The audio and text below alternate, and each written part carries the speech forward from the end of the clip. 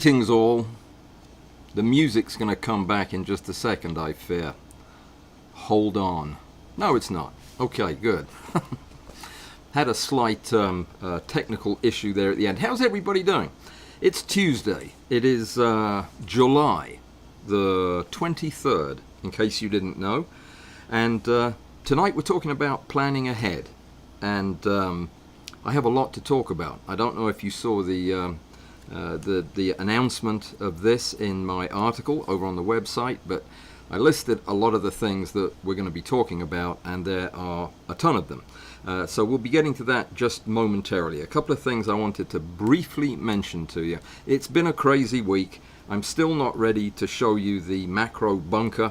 I only actually have one corner of it almost finished, and it's coming along quite nicely. I have a place to work over here in the corner. I even went out and did a little hunting this weekend and found some awesome beetles. So we'll be talking about that actually later on this evening. Yeah, still unpacking, still looking for some of the stuff that I lost, and still have quite a long way to go. But we're getting there, making progress. Glad to see everybody here tonight. We've got a full house, which is excellent, and I think this is going to be a productive evening. We've got a lot of interesting stuff to talk about. When I say planning ahead, I'm talking about planning ahead for the cold season. Apparently they have one of those up here.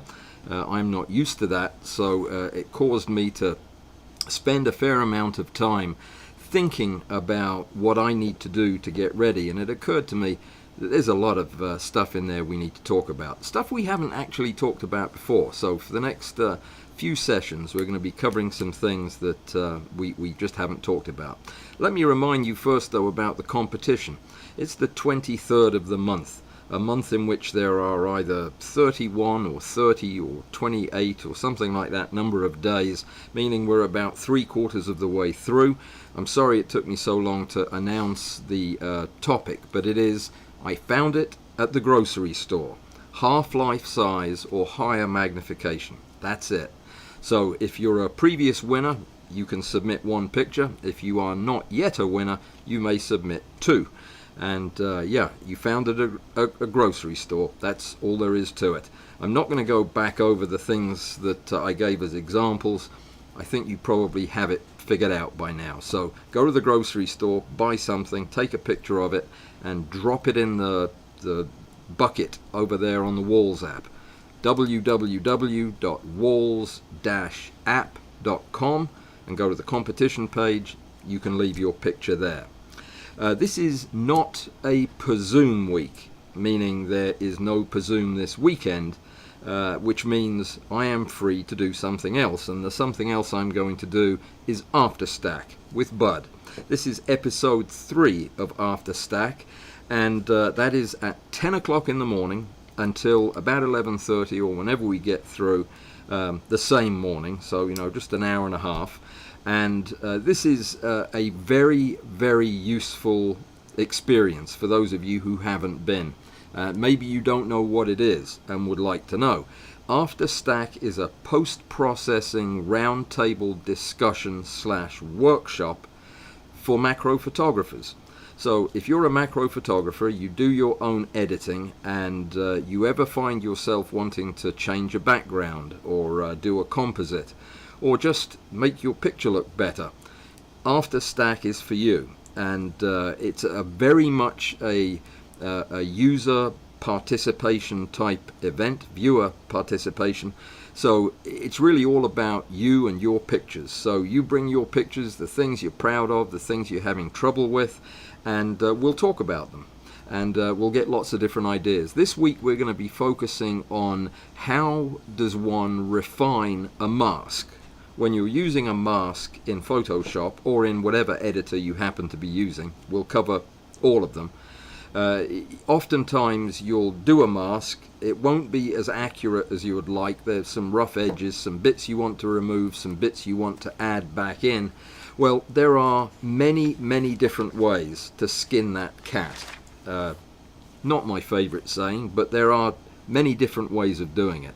And rather than just have you listen to the way Bud does it or the way I do it, which you've already done, we've already talked about that, we're instead going to be asking several of our viewers, people who do this every day, how they do it. And it turns out there are a lot of very different ways of doing it. So I've tapped a couple of folks to come prepared with a picture of interest and show us how they refined the mask. And then we'll discuss it and we'll see what comes out of that discussion. Maybe you'll change my mind or Bud's mind or both. Maybe not. I don't know. Let's see what you can come up with. So if you have any interest in that, it's free. It's fantastic. It will help your photography immensely, and you're welcome to join us. The invitation that you will need in order to get in is over on my website, www.alanwallsphotography.com/blog, and planning is the name of the blog post, but it'll be the most recent blog post on there. If you go there, you'll find links and invitations to everything that I'm doing.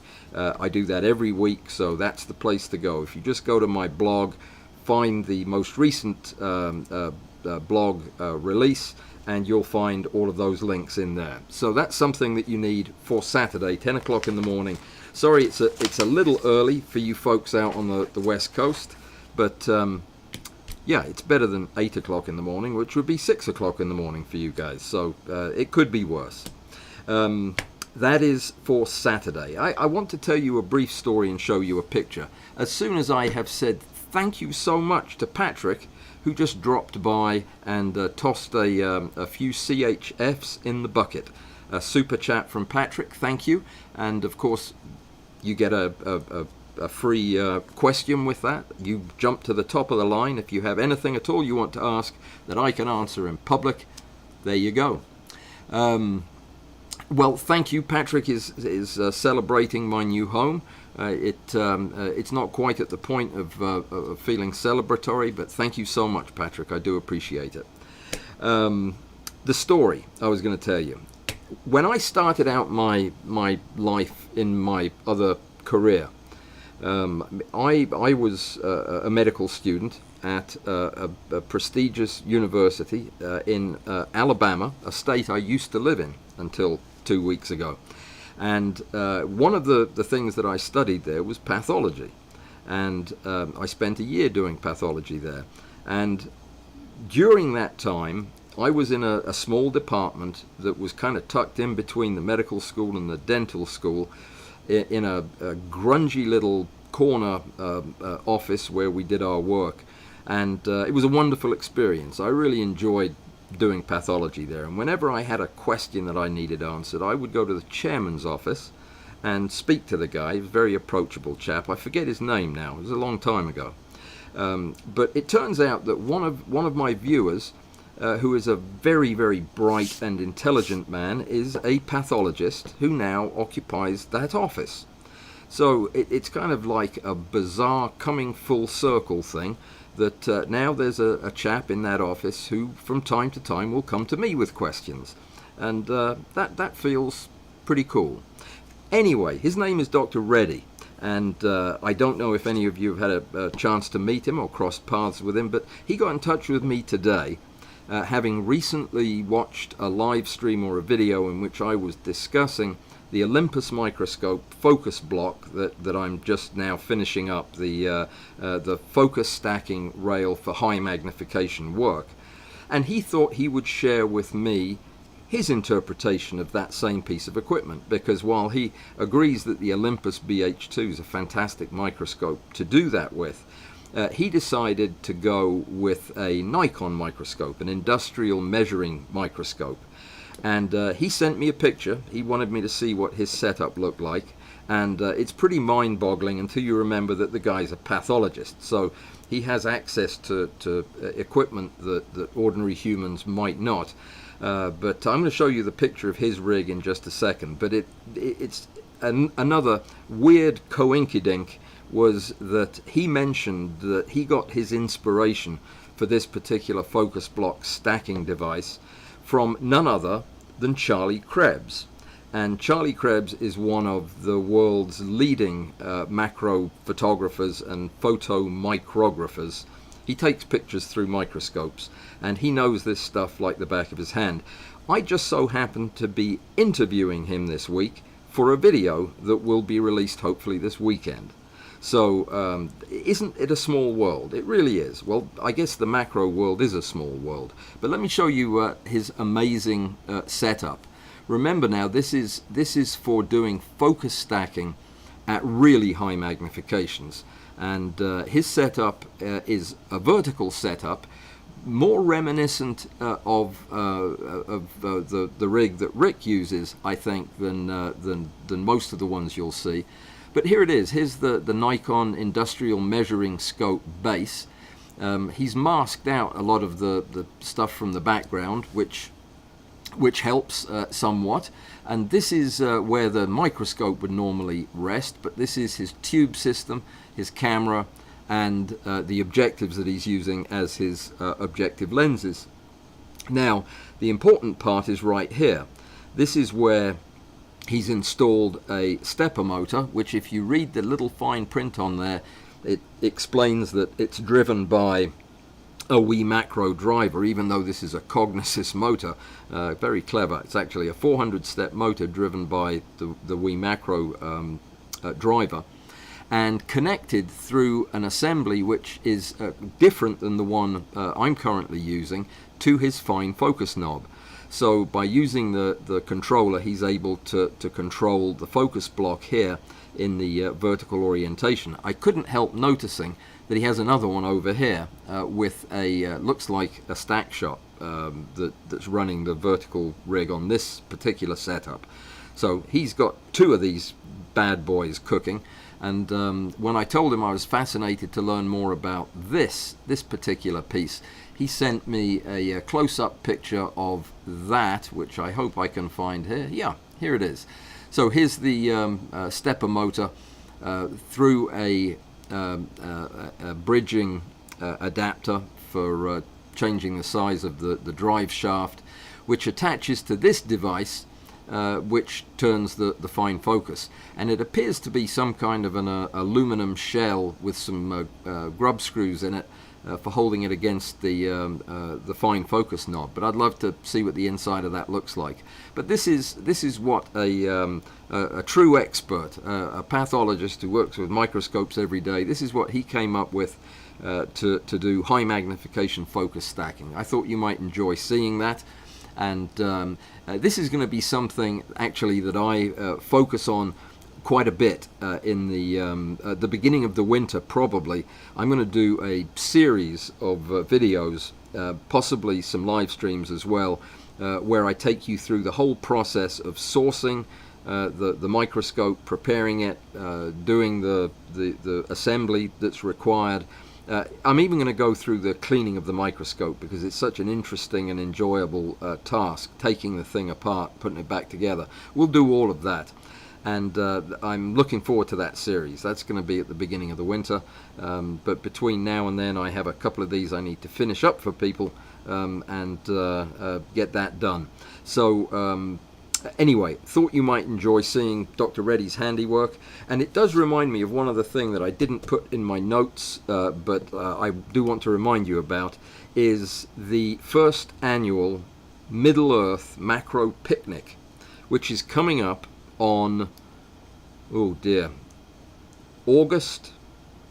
I'm going to look at my calendar because I'll get it wrong if I don't. No, it's not August, it's September. Let me see. I think it's the first week in September.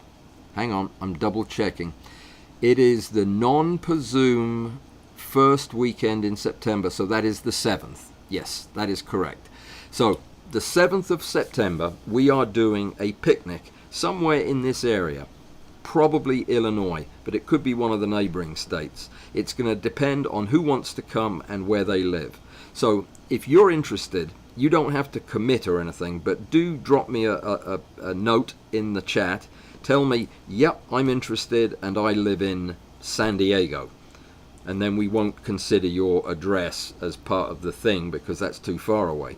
But if you're in this general area of the middle part of America, Tennessee, Missouri, oh, I studied these so I'd remember the names of them. Nebraska? No, that doesn't sound right. Anyway, Illinois, of course. If you're anywhere in that area and you feel like, yeah, I'd drive 2 or 3 hours to go to a picnic that includes a free workshop on wide-angle macro and long focal length macro, 2 subjects, free for you.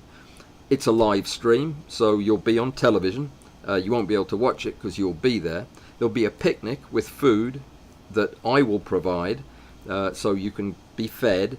And there's going to be a competition, a timed competition.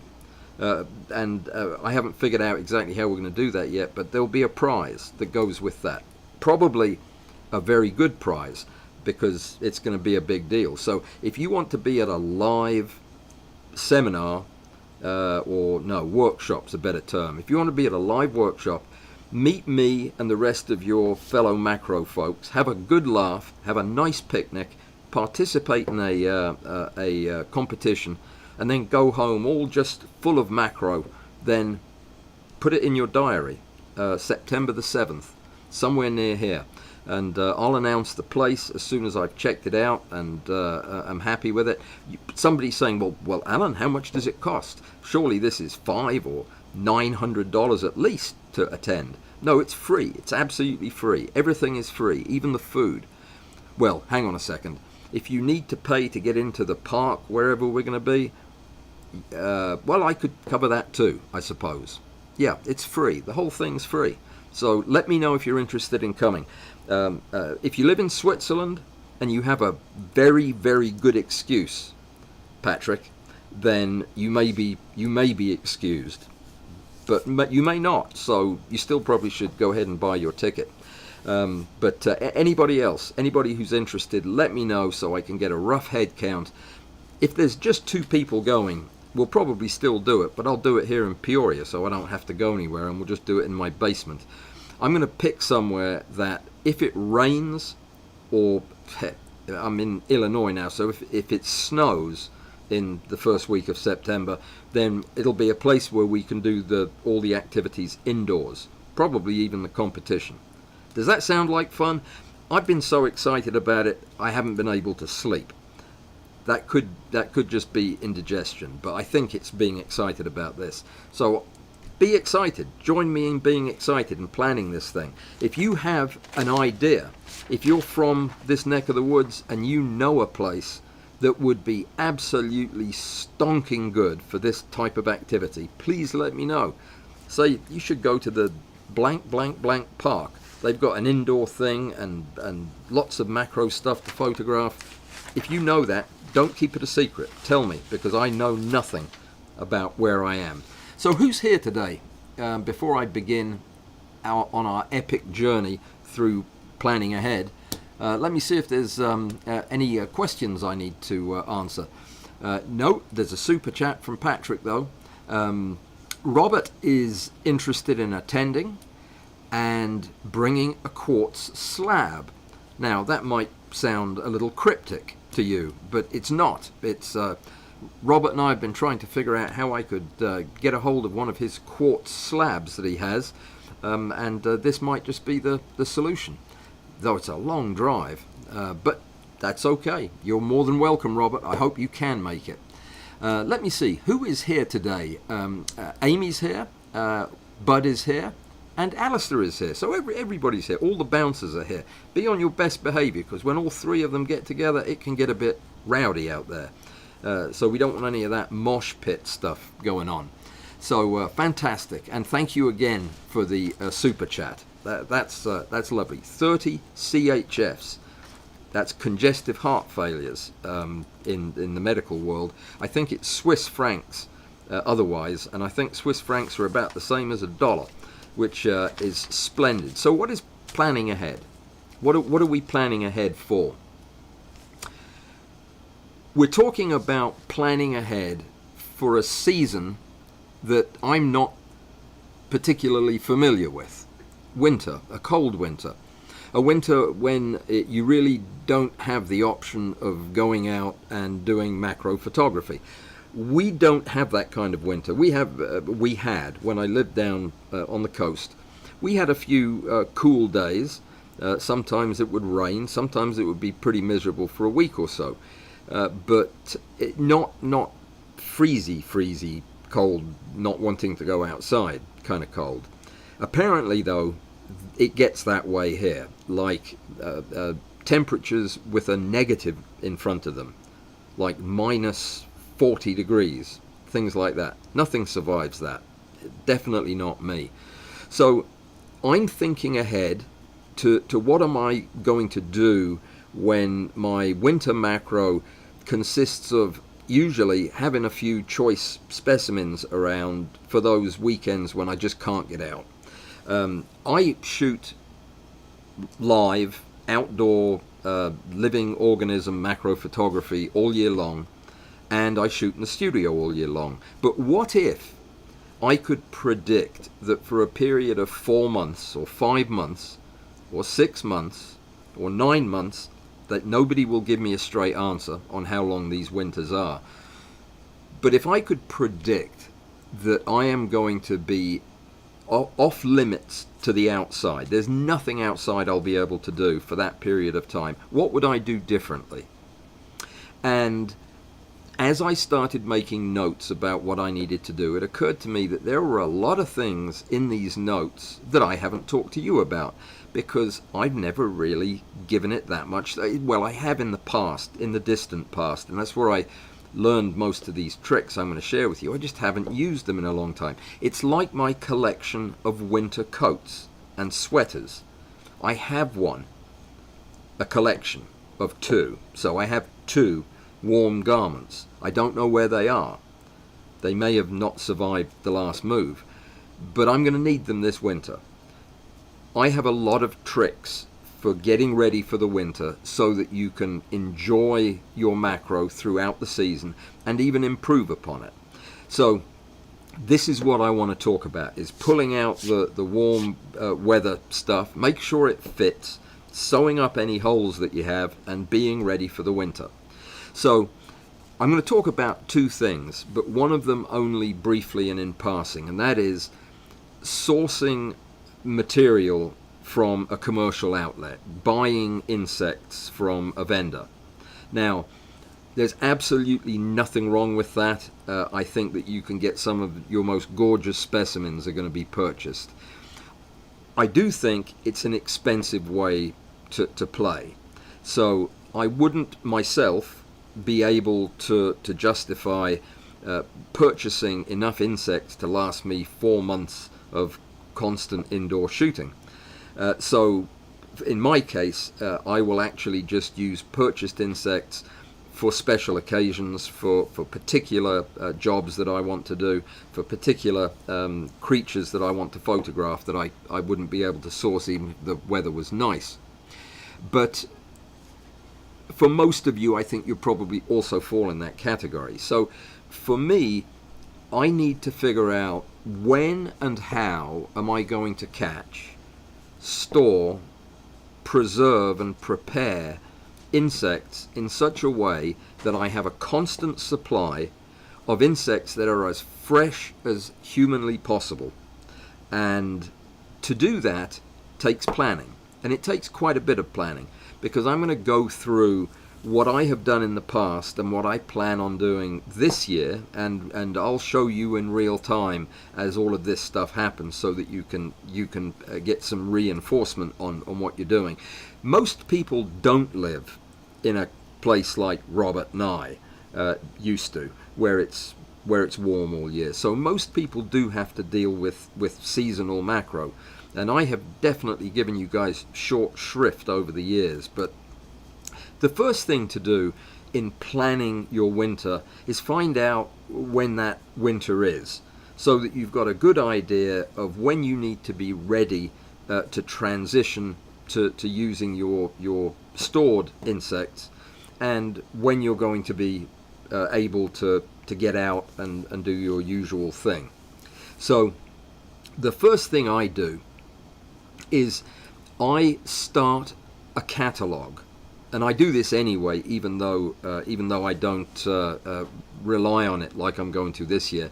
But I start a catalogue. I use just a spreadsheet on a Microsoft program, and on that spreadsheet, I keep track of what I catch, and everything that I catch fits in one of several categories that I'm going to explain to you in a minute. But if you know, as the season starts to run down and the cold weather starts to come, if you know what you've got, if you know where it is, if you know how it was prepared, you can plan your individual shoots around what you have. Then you can have the luxury of planning ahead and filling gaps. If you don't have anything that's going to work for the month of December, then you know that that's a time that you might want to consider buying a couple of groups of specimens from my vendor in Ukraine. Where are they? I can't remember. Insect Trade EU, where those guys are. They're great in the winter, by the way. I've always enjoyed ordering from them in the winter. I get a better selection of larger bugs. But I sort my bugs into groups, and those groups are based on a couple of things. Every time you catch an insect and sacrifice that insect, it comes with a use by sticker. It should. They don't actually, but it would be good if they did. Things that are super small need to be dealt with super quick, because they're the ones that are more likely to fall apart even in wet storage. They're the ones that are going to undergo the fastest degradation, and you need to deal with them first. So you need to know, what are my at-risk specimens? And I'm going to be going through all of the stuff that I look for and catch and keep for the season, and I'll tell you what I prioritize. The second group are the things that can last forever. These are usually the Coleoptera, the big ones especially, that can be stored wet, can be kept indefinitely, and can really fill in the gaps during the winter. So they're much less important in terms of planning.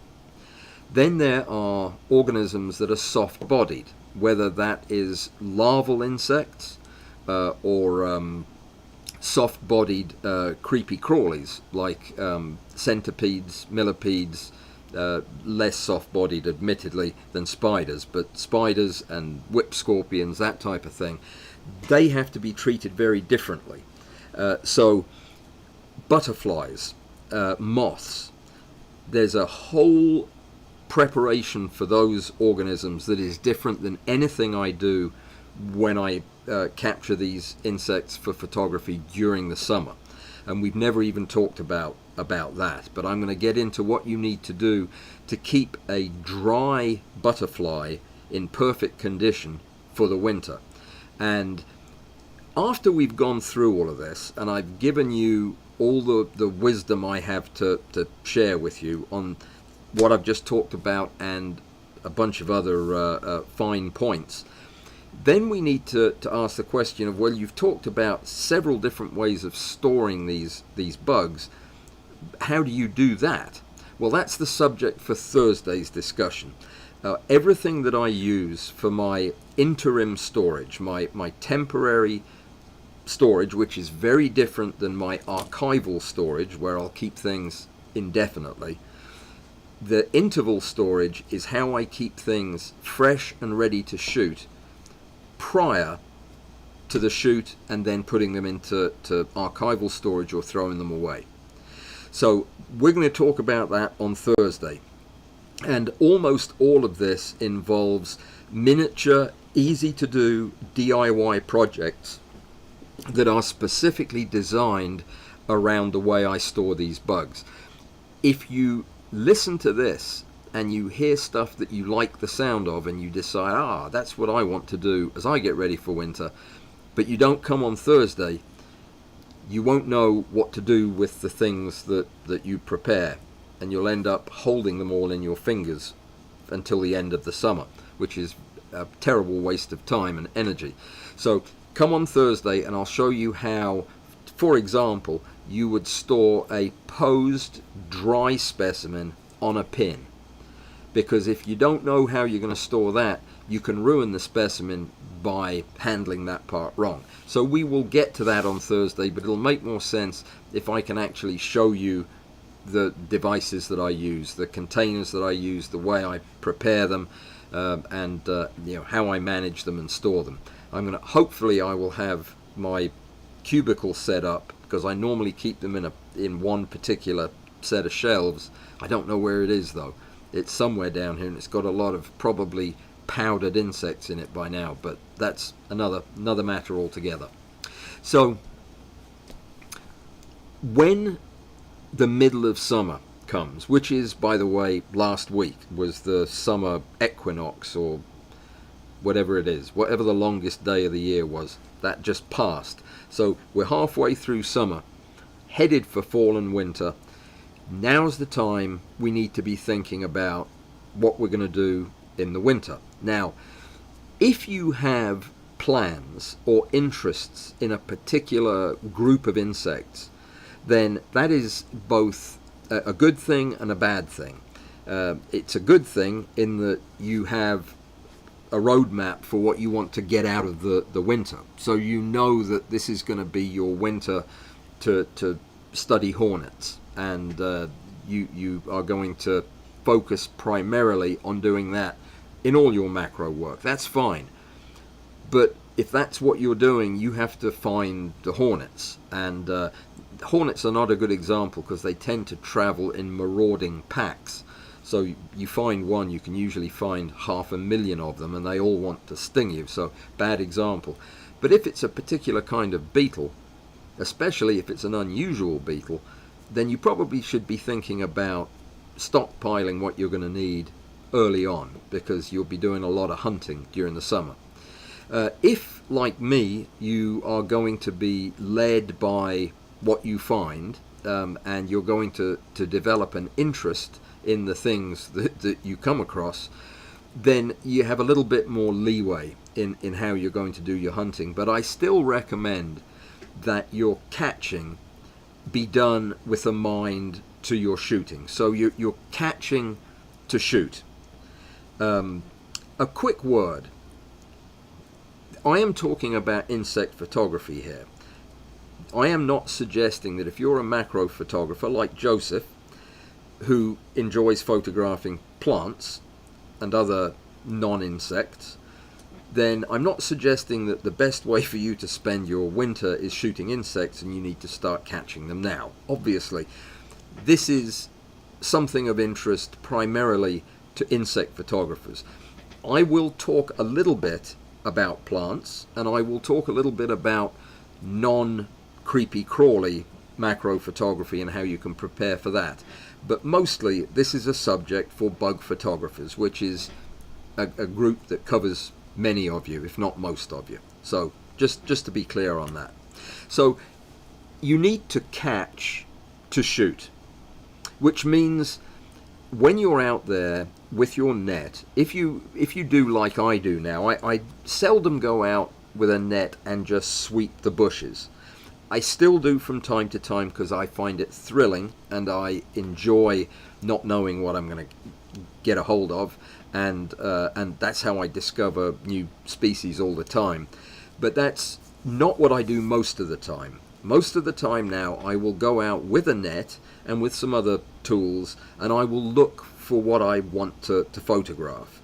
And when I find it, I hopefully will be able to catch it. And if I catch something else that I'm not currently interested in and possibly already have one of at home, or I've just ordered one from a vendor, then I release what I don't need. So this is a very selective kind of hunting. Hunt and catch insects to photograph them, which means if you catch by accident a dragonfly, which I do all the time. Sometimes when I'm trying to catch small insects that are of interest to me, I will catch the dragonfly that just caught the small insect that I was going after. That is something that I would release. But if, say, I was going after a dragonfly and I caught an old, beaten up, end of the season dragonfly that's on its last legs anyway and has tattery wings and no colour left, I'll let that go to finish out his business before he croaks.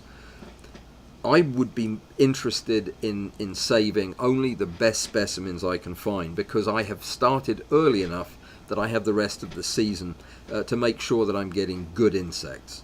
So hunt and catch and keep only what you want that fits into your plan for the winter. Doesn't mean you can't change your plan for the winter if you happen to find a couple of Goliath beetles that you just can't turn down. So bear that in mind. I'm not setting anything. I'm not saying anything needs to be set in stone, but use your noggin when you're out there. Don't just fill up bottles with specimens. Actually go out and hunt with a plan. It'll be more satisfying, and your photography will thank you for it. Have a plan for dealing with bycatch. Bycatch is the stuff that ends up in your net that you don't need or don't want. Know how to deal with that when you are transferring your catch to a storage container or a euthanasia chamber. You don't want to be willy-nilly killing stuff you don't need. Have a plan for letting it go. Flying stuff's easy. You just make sure that you isolate the thing you want to keep, and you let everything else fly out. Other stuff you can just selectively knock out of the net before you transfer to your other container. But have a plan so you're not standing out there in the woods with a net full of 400 insects and you don't know what to do with it. So have that in mind. The fixing or the preserving of the captured insects is going to be mostly what I talk about. So I'll come back to that in just a little bit, because how you clean, dry, pin, pose, and store the insect between catching it in August and photographing it in January is the difference between a successful picture and a disaster. So we'll talk about that in some specific instances, because we're going to be faced with a choice, several choices actually. But when you have an insect, you are going to have a choice between storing it dry, storing it wet, storing it clean and dry, or clean and wet, or dirty and dry and dirty and wet. There are others that are quite specific, I'll get to in a second, but they are your main choices. And knowing which bugs do well dry, which bugs do better wet, is one of the key skills in this kind of macro photography when you're shooting no longer living insects. Let me say a word about living insects. Absolutely a category, and one that I plan to be working on this year, is if you are able to construct a habitat that will sustain the life of an insect or insects of interest for you, then I strongly encourage you to do that. That is a whole level of dedication beyond what I'm talking about today. But building a set of vivariums where you can keep particular insects of interest to you, and you can keep them healthy and in an environment where they're able to do their natural thing, then I strongly encourage you to do that. That will give you material to shoot live all winter long if you plan carefully. I talked last week about Rick and his hatching of found eggs. this would be another example of that. If you're into raising eggs that you find out in the wild to see what's inside them, and then keep those insects to study and photograph, then absolutely, by all means, work that into your plan and do some of that hunting later in the season. But be mindful of the fact that some insects, many insects actually, have very particular requirements for what they're going to eat. And you don't want to put a group of insects into a vivarium that doesn't have the substance that these insects would normally want to eat, because they won't eat anything else and they'll just die. So you'd need to think about that. Like I say, it's a separate subject. Keeping insects live for live and then possibly dead photography later in the season is an undertaking, quite literally. But as far as the mounting goes, things that mount, or things that store well and are easy to transition from wet storage to dry storage to positioning, posing and shooting, include almost all the coleoptera, the beetles, almost all of the jumpy things, grasshoppers, crickets, that type of thing. What am I trying to say? I'm blanking on genus names or family names, but yes, dragonflies, damselflies also store well wet. Things that absolutely should never be stored wet include butterflies and moths. That's an absolute no-no. They go in a wet container, and by the time you have them clean and dry, they won't have any scales on their wings. There is an entirely separate way that I prepare the butterflies and moths. Unless they're teeny tiny, there is a special way I prepare them. In fact, we'll talk about that now, seeing as it isn't quite wet and it isn't quite dry. This is also, by the way, how I would store caterpillars if I ended up with a caterpillar that didn't make it through the catching process, and I wanted to shoot it in the winter. It would get a similar treatment. But these insects either need to undergo an abdominal resection.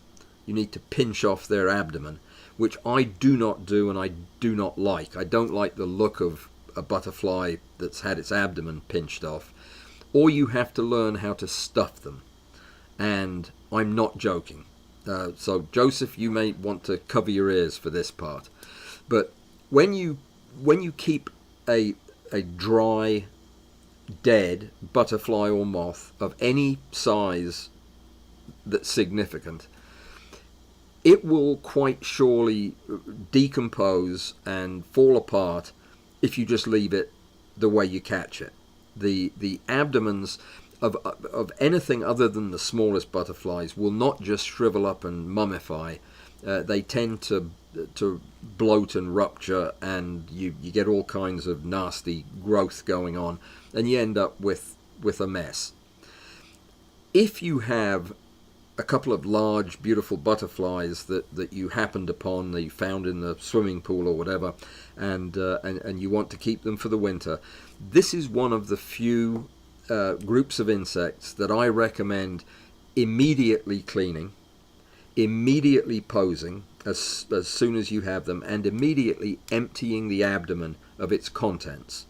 Now that is done simply with a very sharp knife, a dorsal incision, a ventral incision down the middle of the abdomen, or off to the side, you can do that too, and carefully with tweezers removing all the soft tissues from inside the abdomen. Putting a little piece of cotton wool with a drop of phenol in its place, and if you are dexterous at all, maybe putting a couple of stitches in it to hold it all together. That is going to preserve the thorax and the head and the wings, and it'll keep everything together and allow you to pin and position that butterfly ready for shooting, and it'll keep that way indefinitely. This is how a lot of these organisms are pinned for putting in boxes to put on the wall. They have the abdomen evacuated and something sterile or something anti-bacterial, not really antibacterial, antifungal, or something that isn't going to grow yeast and fungus. That was a very difficult sentence for me to finish, but putting something like that in the abdomen in its place. Sewing it up gets you extra brownie points because you have to use something like 6/0 silk to do it, which is just about impossible to see. So you'd need a magnifying thingamajig.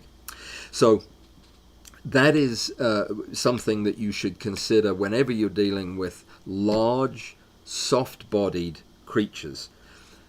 I do not keep spiders for shooting later. I will either shoot them right away after they're caught, or I won't photograph them, because they are enormously difficult to keep in any kind of presentable condition. Only the very biggest ones lend themselves to an abdominal taxidermy approach. And frankly, I don't like big spiders like that, so I'm not going to go chasing after them. If I came across one or was given one, yes, I might empty out the abdomen. But the thing is, once a soft-bodied arachnid passes on, this is not true of scorpions and other hard-shelled creatures, but with most of the spiders you're going to see, the abdominal contents immediately turn to liquid. If you've ever tried to dispatch a spider by putting it in the freezer, you know what I'm talking about. It really turns to liquid and runs out of everything. You can't even keep the thing full of liquid. It just drains on its own. And personally, it's a mess. It's not worth it to me to do. So I generally don't preserve arachnids. Teeny tiny ones, if a pretty jumping spider conks out on my desk, I'll put it in a matchbox and keep it dry like that. They still usually aren't going to fare very well, but most of the bigger spiders I just don't bother with. If you're going to, you have to come up with a way to deal with the abdomen. I know people who will fill the abdomen with latex and do other nifty things. Not worth it to me. It just isn't. Though I have thought that it might be fun to try that with butterflies and moths, though I haven't. Gigantic grasshoppers, crickets, stick insects, other things that really are bulky, that for whatever reason I want to store dry. Usually that will mean I've also wanted to clean them under the microscope, maybe even wet clean them and then dry them, pin them, pose them, get them absolutely ready for photography. If I'm planning on doing that, then yes, I will probably also empty the contents of those abdomens as well. It's just a mess that you don't want to deal with, especially if you've got something gigantic, and you don't want to put it in a box with other clean bugs. What about this then? So that's it on the taxidermy. Cleaning is going to depend on how you plan to store, in my opinion. That's the best way to go about it. In other words, if I am wet storing anything, and typically that would be the Diptera, flies. If I was planning on wet storing something, I usually wouldn't bother cleaning it. Now that's for two reasons. Firstly, you're putting it in liquid. A lot of the stuff that's on it is going to fall off anyway. Number two, I rather enjoy cleaning insects. It's one of the enjoyable parts of this whole process. So I don't want to clean them all ahead of time and not have anything to clean during the winter. So the things that go into wet storage, I will usually clean when I take them out of storage in preparation to washing them, drying them, pinning them and posing them. So that would be the way I would deal with any flies. Now that includes the scrawny flies like crane flies, mayflies, all of that stuff, absolutely wet storage. The robber flies that have big, stout, hairy legs still need to be done that way, in my opinion. The reason is something about the anatomy of flies. All the other flies, their legs fall off and their eyes collapse almost instantly after they die. You have no time at all to deal with them. I have tried dry storing flies. It's not worth it. Even if I never touch the box, when I open them up 2 months later, all their legs have fallen off, or their wings have fallen off, or their eyes have collapsed, or all of the above.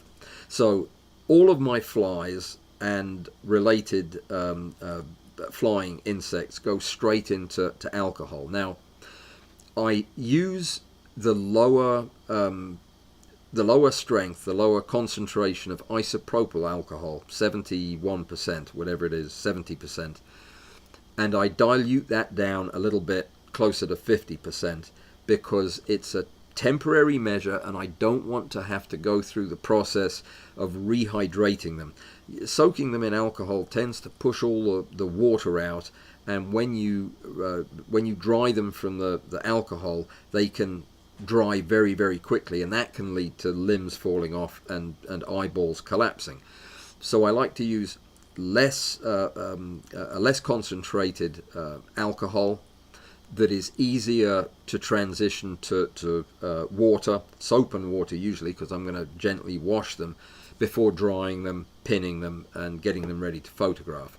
I find that the chances of me ending up with 6 usable appendages and a pair of wings, not to mention the eyeballs that are still compound eyes, that is, that are still full and healthy looking, much easier if I use dilute alcohol right from the get-go. Those guys I don't clean beforehand, so they go straight into alcohol. Somebody's going to ask, well, is this a single bottle for every specimen? Almost. I use a single glass bottle. I ordered some brown glass bottles. I do this every year, and they always send me the clear ones, which I don't like as much. But the brown ones will do a better job of keeping UV and other destructive light off them if you don't have a cellar to put them in. I do now have a cellar to put them in, so it won't be a problem. But using individual bottles allows you to label them, or in the case of really small stuff, group them together. I don't want to open a bottle and find that I have 15 different species in there and I have to sort through them and figure them out during the winter. I want to shoot during the winter. That's the whole reason I'm doing this, is so that I can plan the shoot and know what I'm going to be shooting that day and pull it out of storage and be ready to go. So I do tend to use, for larger insects, I use a bottle per insect. For smaller stuff, I will group together genus or species. I will never put together organisms of different colors, even when I know that the color is structural and not something that's pigment based and likely to stain another insect. I still treat them as if. So tiger beetles would be one example. Tiger beetles is actually an exception to the Coleoptera rule. Tiger beetles have legs that do fall off and eyes that do degrade quite a bit. So I tend to store those wet, even in the short period between the summer and the fall. So you'll find that I have more exceptions to these rules than I have groups that fall into the rules neatly, and that's just the nature of this stuff. So other groups to talk about. The almost never store dry are the beetles, because they are so easy to store wet, and they do so well storing wet that there's really no point going to the trouble of individually prepping them and posing them and pinning them to store them dry. I almost never store dry unless I have also pre-cleaned and pinned, at least, if not pre-cleaned, posed and pinned the subject. I figure if I'm doing all of that work, it's so much easier to position an organism on a pin when you have just washed that thing. First of all, you've limbered up all of its appendage joints. You know where everything goes. You know what the risky parts are because you felt that leg and it was a bit wobbly. So you know all of that. You've got the thing wet. It's at its most mobile now. Go ahead and pin it. Go ahead and pose it and pin it. Even sometimes what I'll do for larger beetles is I'll take a piece of foam core. I'll stick a needle through or a pin through, and when I get the thing cleaned and ready to pin, I will pin it with the foam core on the needle and then push the foam core up to the appendages, and I will do basically a static positioning that doesn't involve additional pins. It'll just keep the appendages in a natural looking walking position while the thing dries. I'll be explaining how I attach the pins and where I put the pins in the next session, but there is a way that I can store a large number of them all in the same place on pins already ready to just pull out and mount, and we'll get into that, but that's a part of this. One question that's going to come up is eyes. Everybody is concerned about eyes. It's less of a problem if you're wet storing and if you're wet storing right after catching, because usually you're putting the eyes in a fairly low concentration alcohol solution that is going to be fairly gentle on the eyes, and you're putting them in their best possible condition. So it's usually not that big a deal. But when you are dry storing, somebody is going to ask, is there any treatment that you do for the eyes before you pin them, pose them, and put them in their sarcophagus until it's time to photograph? And I can hear Bud right now at the back there by the doors where he kicks people out going, ask me, I've got an idea. And he's absolutely right, of course. This may be one of the key roles for croil treatment to the eyes. So convinced am I that this may be a reality that I actually have quite a few beetles and flies that are currently in a shoebox with croil applied to the eyes. I want to see how long those eyes will survive before they collapse, because that may well determine a change in my approach. If I can keep eyes intact and appendages attached with a little bit of this penetrating croil, I may end up dry storing a lot more of my stuff. But for the time being, it's still alcohol for flies. Now, I probably would put nothing on the eyes of the bigger Hymenoptera, the larger insects. In fact, this goes for Lepidoptera as well. But the big wasps and bees. Wasps I store wet, but the bees I store dry, because washing them is getting them wet is just a mistake if you can avoid it. So as you know, I prep my bees by dry brushing them, dry combing them with filter paper, and then mounting them. The question is, should I treat those eyes with croil? And I don't know what the answer is to that.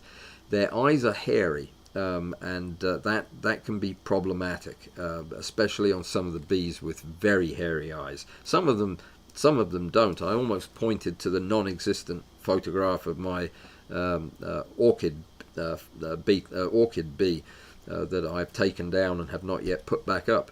But yeah, those guys don't have hairy eyes. The wasps almost always go in wet storage because they do so well wet. I don't worry about them, even the hairy wasps. But bees, I try to keep dry. So the jury is out on whether or not the bees should get croiled eyeballs before they go on the pin. I'll figure that out. I guarantee you by February of next year I'll have an answer for you on that. But for now, not really sure. As far as butterflies go, I have not been doing anything to treat their eyes, but I'll tell you, I store very, very few butterflies. I catch almost no butterflies. I don't think I have ever gone out to deliberately catch a butterfly. I don't know why that is. I think possibly because where I lived is a very butterfly conscious community, and I think it might have been problematic for me to be seen catching butterflies in a net. So I never did. I'm not exactly squeamish about it, but it's become a bit of a habit. So I buy butterflies that are already usually prepared for storage. You may ask, and in fact this would be a very good question, you might say, well, I just ordered some insects from a European dealer and they all came dry as a bone, on little bits of card with some toilet paper on them and some cellophane over the top. Why can't I just do mine like that? There is a big difference between how an insect is commercially dried and prepared for transit and sale than there is the kind of drying and posing and preparing for photography that I'm talking about. Almost all of those insects are essentially baked in an oven. They are rapidly dried in a relatively, depending on the vendor, controlled environment in such a way that they are bone dry when they're done, and they are all put in the same kind of cadaveric position with their, unless you buy spread ones, you're usually going to get them with the limbs collapsed, the appendages collapsed underneath them, bone dry. They need to be cautiously rehydrated. All of that doesn't change. You still have to do all of that in the winter time if that's part of your winter planning, but that is not the way we're going to dry our insects. We're never going to get our insects that dry or that dry that quickly. So it changes the way we deal with them. You are almost never, depending on where you live, but you are almost never going to have to rehydrate a bug as carefully as you would a purchased insect when you have dry stored it to photograph it later in the year. Those guys, first of all, you're not going to, if you've done it right, you're not going to have to repose them. They'll already be posed. You will put them on a pin ready to photograph. So there's none of that you have to worry about, but they won't be as dry as those bought ones anyway. And that's a good thing, because it usually means that the appendages will stay on. They won't get all dusty and powdery and fall apart. So bear in mind that there's a difference between a bought dried insect and a home dried insect. All right. So I think that covers most of the main groups. Other Hymenoptera that we didn't talk about, the ants. Ants do perfectly well wet or dry. I prefer to store them wet because it'll get them at least part of the way clean. Other things, mostly I would categorize them by whether or not they had a hard exoskeleton or not. If they're hard and they're not too hairy, they usually lend themselves very well to just immersion in alcohol. I never bother emptying the abdomen of something that I'm going to wet store, because the alcohol will seep in. It'll keep them bacteria free. They won't decompose when you take them out. You're usually in good shape with that. So there are advantages and disadvantages to both. Anytime you dry store, and I'm going to talk about this when we talk about the container situation and how you're going to store things, you definitely need to protect the collection against mold and mildew.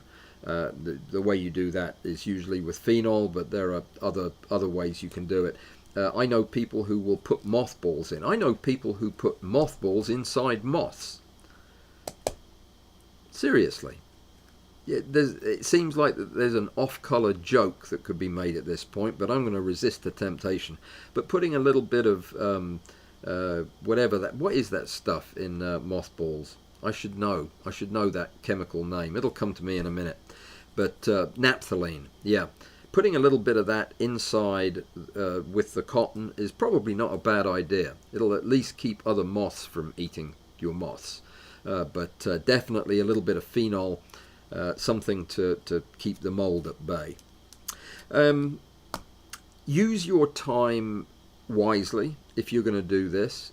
So don't wait until the last warm weekend of the summer to start trying to catch stuff. You'll end up with a lot of rubbish, and you won't prepare it properly, and it won't last, and it will be a poor experience. Now's the time to start, middle of the summer, and with decent planning, you can probably, oh my goodness gracious me, I just looked at the time, it's 9:02. Do you know how many of my list of things I've gone through? 3. We're going to have to be talking about this again later. I cannot believe, I honestly, when I looked at my watch, I thought it's probably 8:30. I'd better speed things up. I guess this is what I like to talk about, so I do tend to get a little carried away. I'll tell you what we were going to talk about. Well, we talked about the never dry, never wet stuff, keeping things alive. I didn't talk about stressing your bugs out before you dispatch them. Just don't do it. Keep them friendly until the bitter end. You know what? I'm not gonna spoil this by rushing through, because I've got something I want to say about all the other points that I made. I'll find a way to work this into the discussion on Thursday. I am so sorry for running out of time without even getting over to say hi to people like Zeno. Tom Biagalski, my man, the winner from last month's competition. Tom, good to have you here. Thank you for coming, and congratulations on your stunning win last month. What a fantastic picture. Can you please tell me, what was it? What is it I'm looking at?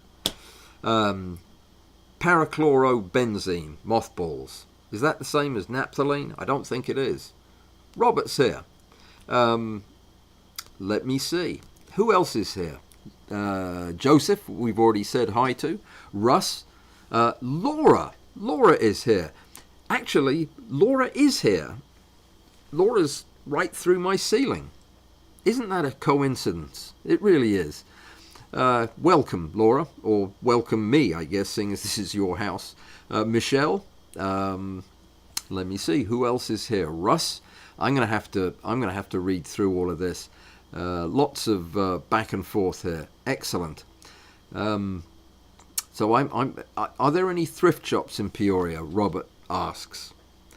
Well, I don't know. I haven't been out really during daylight hours. I think there are a couple of Goodwills. Yes. I plan to find out. My car, it's a German car, and it has computers that are programmed, and one of them I think has been reprogrammed by the Goodwill company, and it drives to these shops without my knowledge. I'm there. It's like I go to get gas, and there I am at the Goodwill. I can't explain it, but anyway, we'll see. Let me see who else is here.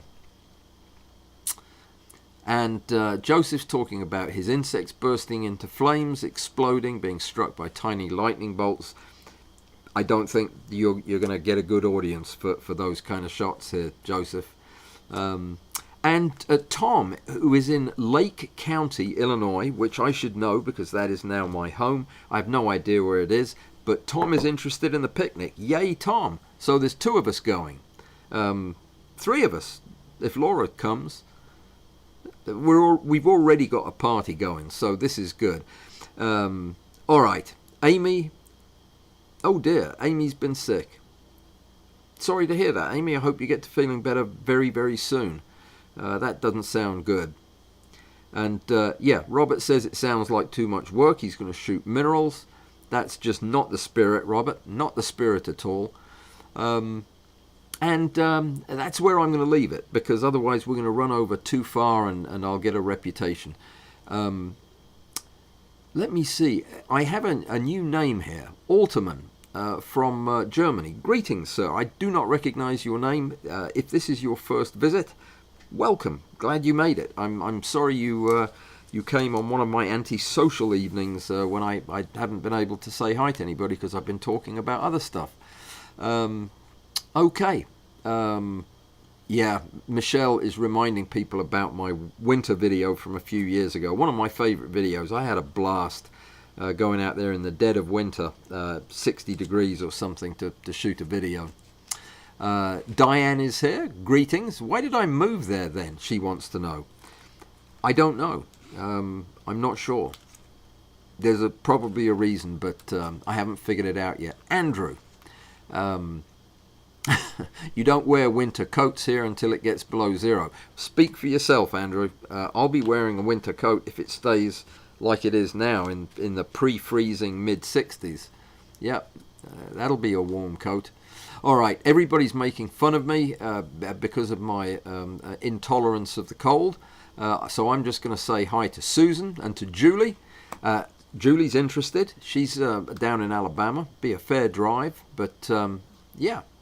You'll be halfway to Canada, and we're gonna do it for sure now. Punta Gorda is where Tony is. Is that a place? I thought that was a disease. Punta Gorda. That's actually a place, and you live there. Is that a long way? I'll look it up. I'll look it up on the map. But you could ride share. Robert's coming.